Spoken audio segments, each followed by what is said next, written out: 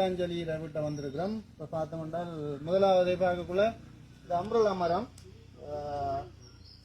காய்ச்சி நிற்குது. சரியான காய்ச்சி மிக செழிப்பான முறையில் அங்கே கீழே பார்த்தோம்னா தண்ணியெல்லாம் ஊற்றி அதில் பாத்தியெல்லாம் கட்டி இருக்கிறோடைய தான் இது செழிப்பாக இருக்குது. இது எல்லா மக்களும் அந்த வீடியோ பார்த்து செப்பனை செய்தால் பலன் கிடைக்கும். அந்த பலன் தான் இந்த பலன் கிடைச்சிருக்கு.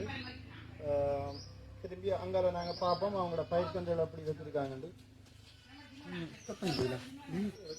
பார்த்தீங்களா கொடுக்கப்பட்ட பச்சை கொடுக்கப்பட்ட மாதுளை மரத்தை பாருங்கள் இவ்வளவு செஞ்சலிப்பாக இருக்குது. இதில் பார்த்தீங்கன்னா வத்தாழை தோட்டம், அப்படி இதில் பார்த்தீங்கன்னு சொன்னால் கோப்பி மரம், இதில் பார்த்தீங்கன்னா மாதுளை, இப்படியே வந்து பார்த்தீங்கன்னா இதில் மாமரம்,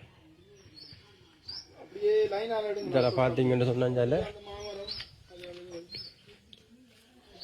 கமுக மரத்தை பாருங்கள் இவ்வளோ பெரிய கமுக அணிக்கணும் பாருங்கள். அப்படி கமுக மரம் வந்து அவ்வளோ பெருசாக இந்த கமுக நிற்கிது. அப்படியே பாருங்கள் இதில் ஃபுல்லாக கமுக நிற்கிது. இதில் பார்த்தீங்கன்னு சொன்னால் இதில்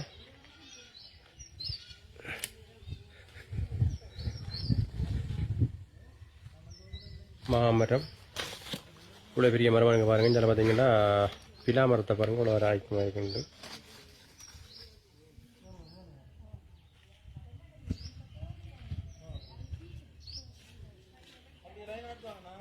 சார் இதில் பார்த்தீங்கன்னா லைனில் கமுக அப்படி லைன் டாக்காக வச்சுருக்குது.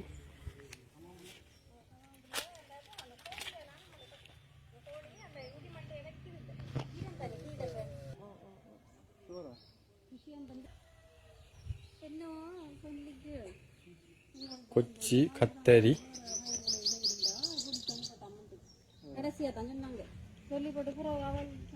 இதில் பார்த்தீங்கன்னா பயத்தை, இதில் பார்த்தீங்கன்னா கீரை, கத்தரி,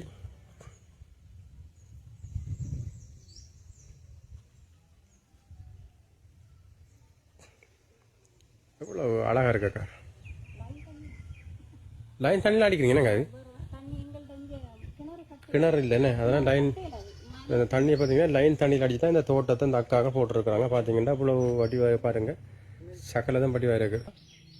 உண்மையில் பார்த்தோம்னா அந்த தங்கச்சம் வந்து நாங்கள் உண்மையாகவே அந்த பசுமை வளர்ப்போம் மருமை ஒழிப்போம் என்ற அந்த எண்ணக்கருக்கு அமைவாக அவரோட வீட்டு தோட்டத்தில் மிக செழிப்பாக இருக்குது. பச்சை பசல் என்ற ஒரு இதுதான் காணக்கூடியதாக இருக்குது. நாங்கள் கொடுத்த அனைத்து மரக்கன்றுகளும் வச்சிருக்கல அப்படித்தானே, ஒன்றுமே சாக விடலை, நல்லா நீட்டாக வச்சுக்கலாம். அதை விட பார்த்தோன்னா அவங்களோட வீட்டு தேவைக்கோ அல்ல இன்னொரு ஆளுக்கு விற்கிறதுக்கோ செய்யக்கூடிய மாதிரி கத்தரி தோட்டம், அங்கால பயத்தாங்கால கீரை, கொத்தவரை எல்லாமே வச்சு சந்தோஷமான முறையில் இருக்குது.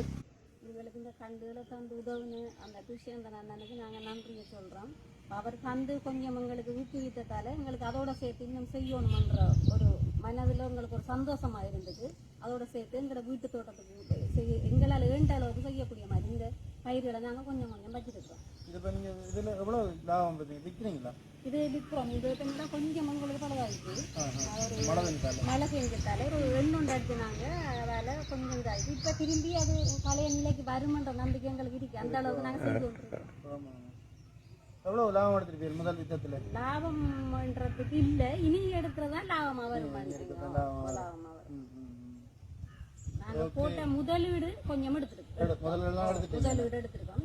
இனி வாரது எங்களுக்கு லாபம். அப்போ இனி வாரது பெரிய அளவு காய்க்கக்கூடிய மாதிரி இருக்குது. நீங்கள் இப்போ வீடியோவில் பார்த்தீங்கன்னா தெரியுது. அப்போ இதுதான் எங்களுடைய பசுமை இல்லத்தினுடைய நோக்கம். அன்றாட மக்களை என்னென்னு சொல்கிற எங்களோட இதெல்லாம் வந்து போரால் பாதிக்கப்பட்டு அடிபட்டு நொந்து போய் இருக்கிற ஒரு கிராமம்.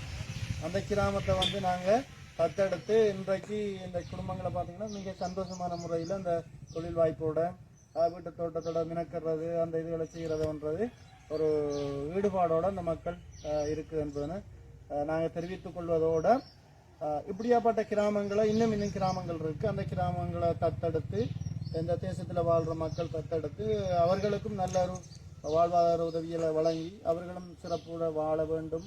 அதுக்கு இந்த புலம்பியர் தேசத்தில் வாழ்கிற மக்கள் பசுமை இல்லத்தோடு கைகொடுத்து நிற்க வேண்டும் என்பதனையும் இந்த இடத்துல நான் ஞாபகப்படுத்த விரும்புகிறேன்.